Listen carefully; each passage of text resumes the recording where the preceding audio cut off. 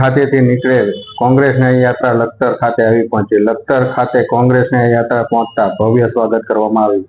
ન્યાય યાત્રાની અંદર મધ્યપ્રદેશ પૂર્વ મુખ્યમંત્રી, કોંગ્રેસ ગુજરાત પ્રદેશ અધ્યક્ષ, સુરેન્દ્રનગર જિલ્લા કોંગ્રેસ સમિતિના પ્રમુખ તેમજ પૂર્વ ધારાસભ્યો અને જેવા અનેકો આગેવાનો કાર્યકર્તાઓ ન્યાય યાત્રામાં જોડાયા। લખતર ખાતે પહોંચેલ ન્યાય યાત્રા ડોક્ટર બાબા સાહેબ આંબેડકરને પુષ્પહાર પહેરાવી શ્રદ્ધાંજલિ આપવામાં આવી। કોંગ્રેસ ન્યાય યાત્રામાં બાબા સાહેબ આંબેડકરને પુષ્પાંજલિ અર્પણ કરી લખતર આથમણા દરવાજેથી મુખ્ય બજાર ગાંધી થઈ ગાંધી ચોક, લુહાર ચોક તેમજ ઉગમણા દરવાજે ફરી હતી। ન્યાય યાત્રા મુખ્ય ઉદ્દેશ મોરબી હોનારત, તક્ષશિલા અગ્નિકાંડ, રાજકોટ અગ્નિકાંડ, વડોદરા હરની બોટ દુર્ઘટનામાં મોત થયેલા લોકોને ન્યાય અપાવવા માટે આ ન્યાય યાત્રાનું આયોજન કરવામાં આવ્યું હતું। ન્યાય યાત્રામાં તમામ દુર્ઘટનાના મૃતકોના સ્વજનો જોડાયા હતા અને વ્યથા વ્યક્ત કરી હતી અને ન્યાયની માંગણી કરવામાં આવી હતી। મોરબી ખાતે નીકળેલી કોંગ્રેસ ન્યાય યાત્રા મોરબીથી શરૂ કરી ગાંધીનગર ખાતે 300 કિલોમીટર ચાલીને પૂર્ણ કરવામાં આવશે। લખતર ખાતે આજરોજ મોરબીથી નીકળેલી કોંગ્રેસની ન્યાય યાત્રા લખતર ખાતે પહોંચી આવી હતી, ત્યારે લખતર હાઈવે ઉપર આવેલા બાબા સાહેબ આંબેડકરને સ્ટેચ્યુને ખાતે કોંગ્રેસ ન્યાય યાત્રાનું ભવ્ય સ્વાગત કરવામાં આવ્યું હતું। ત્યારબાદ કોંગ્રેસ ન્યાય યાત્રાના આગેવાનો દ્વારા બાબા સાહેબ આંબેડકરને પુષ્પાંજલિ અર્પણ કરવામાં આવી હતી।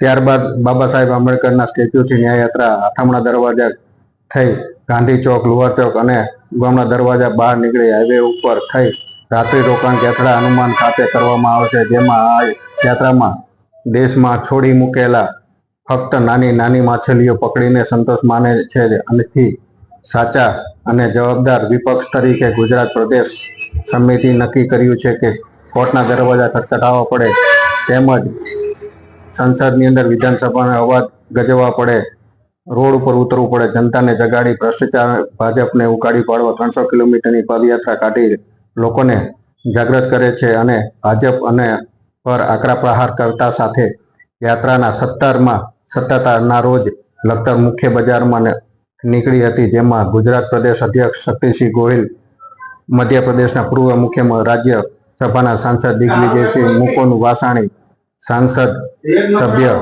લાલજીભાઈ દેસાઈ, સુરેન્દ્રનગર કોંગ્રેસ સમિતિ મુખ્ય પ્રમુખ નવસાદભાઈ સોલંકી, વડગામના ધારાસભ્ય જિગ્નેશભાઈ મેવાણી, કિસાન મોરચાના ગુજરાત પ્રદેશ પ્રમુખ પાલભાઈ આંબલિયા, પાલિતાણા પૂર્વ ધારાસભ્ય પ્રવીણભાઈ રાઠોડ, જયરામભાઈ મેણિયા, મહામંત્રી કોંગ્રેસ સુરેન્દ્રનગર જિલ્લા રામકુભાઈ કરપડા, કિસાન મોરચા સેલ પ્રમુખ સુરેન્દ્રનગર જિલ્લા કોંગ્રેસ ભૂપતસિંહ રાણા, પૂર્વ સભ્ય સુરેન્દ્રનગર જિલ્લા પંચાયત શક્તિસિંહ રાણા, મહામંત્રી કોંગ્રેસ સુરેન્દ્રનગર જિલ્લા જેવા નેતાઓ અનેકો કોંગ્રેસના આગેવાનો, કાર્યકર્તાઓ અને ગ્રામજનો મોટી સંખ્યામાં જોડાયા હતા। ये न्याय यात्रा के लिए आप क्या कहना चाहेंगे?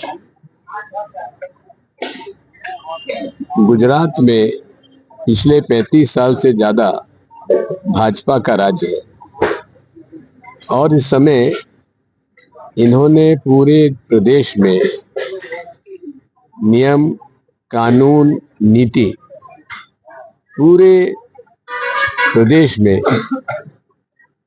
उसका उल्लंघन किया है और हमें इस बात का दुख है कि यहाँ के सरकारी कर्मचारी और अधिकारी भी भारतीय संविधान को न मानकर नियम और कानून को बलाए ताक रखकर ये भाजपा के नेताओं के आदेश पर काम कर रहे हैं। पूरे तरीके से संविधान, नियम और कानून के खिलाफ कार्रवाई हो रही है। अब आप देखेंगे कि हमारी यात्रा जो है वो मूल रूप से 400 से ज्यादा लोग, बच्चे, महिला, पुरुष, अनेक दुर्घटनाओं में उनकी जान चली गई। मोरबी का ले लीजिए, तक्षशिला का ले लीजिए, आप बड़ौदा में जो नाव की दुर्घटना हुई वो देख लीजिए। सब जगह चूंकि नियम और कानून का पालन नहीं किया, उस वजह से दुर्घटनाएं हुई हैं। मोरबी के अंदर जो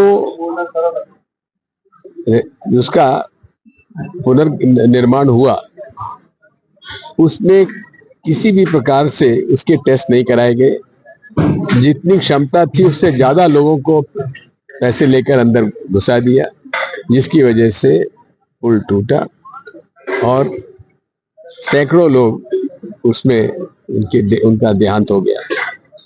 तक्षशिला में भी फायर सेफ्टी के अंदर जो नियम है, फायर सेफ्टी कानून है, उसका पालन नहीं कर रहे हैं।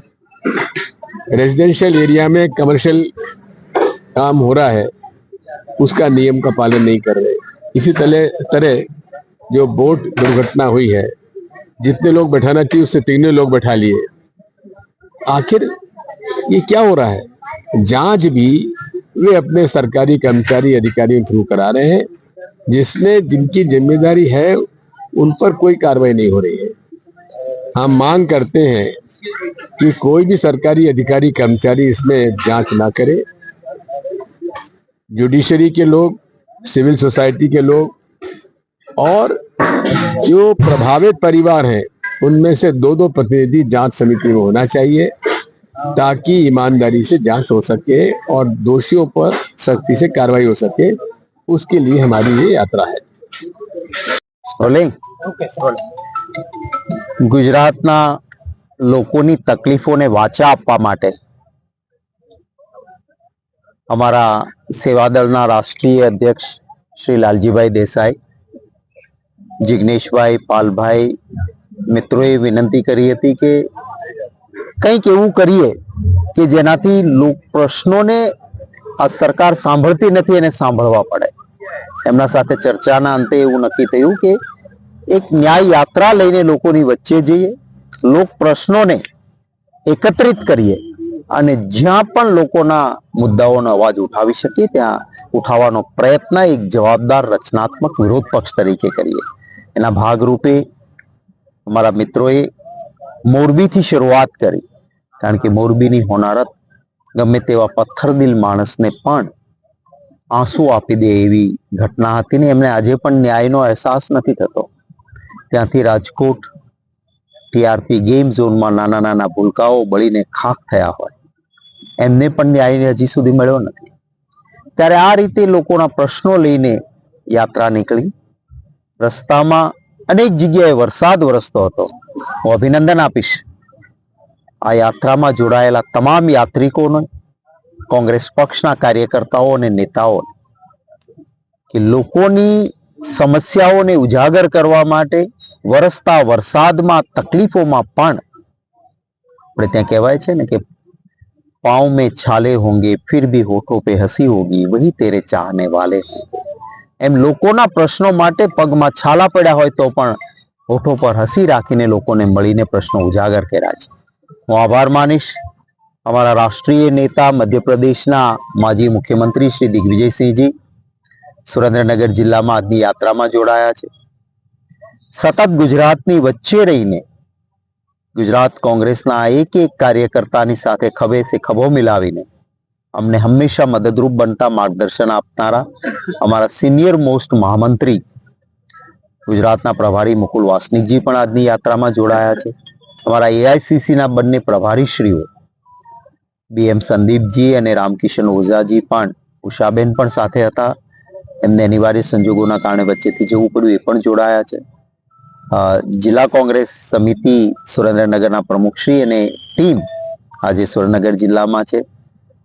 લોકોનો પ્રેમ અને આશીર્વાદ સતત મળતો રહ્યો છે, એ સૌનો આભાર માનું છું. કોઈ પણ જગ્યાએ આ પ્રકારની કરુણ ઘટના એ ન ઘટવી જોઈએ.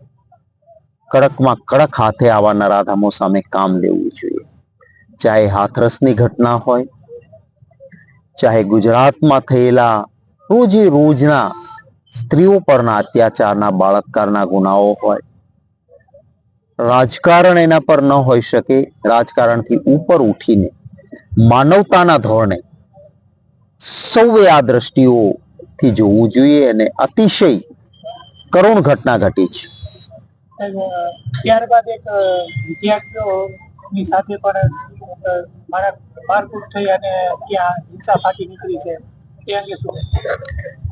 રાજસ્થાનમાં ભારતીય જનતા પાર્ટીની સરકારે કાયદો ને વ્યવસ્થા જાળવવાની બાબતમાં સદંતર ચૂક રાખી છે એમ કહીએ તો એમાં અતિશયોક્તિ નથી. અને આ પ્રકારની પરિસ્થિતિ ન ઊભી થાય એ જોવાની જવાબદારી સરકારોની હોય છે. અને જવાબદાર કોઈ પણ હોય એના સામે કડક હાથે કામ લેવાની પણ સરકારની જવાબદારી હોય છે. કોંગ્રેસ પક્ષ દ્વારા ખનીજ માફિયાઓ સામે શું એક્શન લેવામાં આવશે? અમારી સરકાર આવશે ત્યારે અમે લઈશું. અત્યારે તો અમારે અવાજ ઉઠાવવાનો હોય છે, અમે ઉઠાવીશું. તમારો પ્રશ્ન છે એટલે શ્રદ્ધા તમને કોંગ્રેસ ઉપર છે, લોકોના આશીર્વાદ મળશે ને કોંગ્રેસની સરકાર આવશે તો કોઈ માફિયો દેખાશે નહીં. અત્યારે હપ્તાખોર ભારતીય જનતા પાર્ટી ગરીબ માણસો આ ખનીજ ચોરીમાં મોટા માથાઓ ભાજપના હોદ્દેદારો જ જોડાયેલા હોય છે અને મૃત્યુ પામનારો ગરીબ મજદૂર હોય છે. ત્યારે આવી ઘટનાઓ ન બને.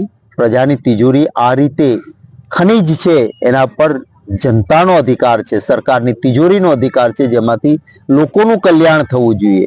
એ સરકારની તિજોરીમાં ન પૈસા જાય ને ગેરકાયદેસર ખનીજ ખનનથી ભાજપના લોકો ભ્રષ્ટાચાર કરીને માલામાલ થાય અને સામાન્ય વ્યક્તિઓને તકલીફ પડે એ શરમજનક બાબત છે. આજે ન્યાય યાત્રા જે ગુજરાત પ્રદેશ કોંગ્રેસ સમિતિ દ્વારા આયોજિત કરવામાં આવી છે, એ ન્યાય યાત્રા સુરેન્દ્રનગર જિલ્લાના લખતરની અંદર આજે એક જાંગડાજી માતાજીનું મંદિર છે, મેલડી માતાજીનું મંદિર છે, ત્યાં જમવા માટેનો પડાવ થયો છે. આજે આ યાત્રાની અંદર દેશભરમાંથી લોકો આવીને યાત્રામાં ભાગ લઈ રહ્યા છે. મધ્યપ્રદેશના પૂર્વ મુખ્યમંત્રી પરમ આદરણીય દિગ્વિજયસિંહજી પણ આજે સુરેન્દ્રનગરથી ચાલતા ચાલતા યાત્રામાં જોડાણા છે અને હાલે પણ અત્યારે અહીં આરામ કરી રહ્યા છે. ગુજરાતના અનેક નેતાઓ આ યાત્રામાં રોજે રોજ ભાગ લઈ રહ્યા છે.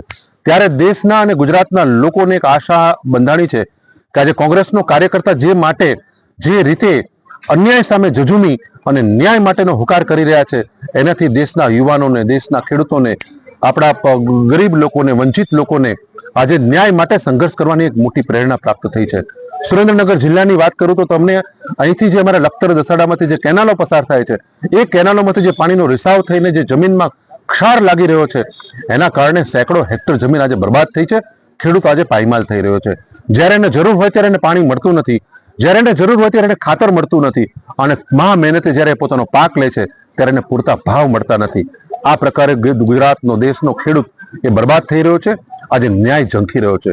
ગુજરાતના યુવાનો રોજગારી ઝંખી રહ્યા છે. મા બાપે પેટે પાટા બાંધીને પોતાના દીકરા દીકરીઓને ભણાવ્યા, જ્યારે પરીક્ષા આપવા જાય છે ત્યારે ગુજરાતની અંદર 29 જેટલી વખત પેપર લીક થયા છે. આખા દેશની અંદર સૌથી વધુ પેપર લીક થયો ગુજરાત રાજ્ય નંબર 1 છે. ત્યારે એની સામે કોઈ જ સુનાવણી થતી નથી, એના ગુનેગારોને ક્યાંય કોઈ સજા થતી નથી. એટલે ગુજરાતનો યુવાન આજે ન્યાય ઝંખી રહ્યો છે. આજે ગુજરાતના નાના નાના વેપારીઓ જેની ઉપર જીએસટી નો માર પડી રહ્યો છે, દેશના 20 ઉદ્યોગપતિઓને આખા દેશની સંપત્તિ લૂંટાવી દેવામાં આવે છે, અને એમના ભોગે આ નાના નાના વેપારીઓ, નાની ફેક્ટરીના વેપારીઓ, જ્યાં સૌથી વધુ રોજગારી પ્રાપ્ત થાય છે, એને ખતમ કરવામાં આવી રહ્યો છે.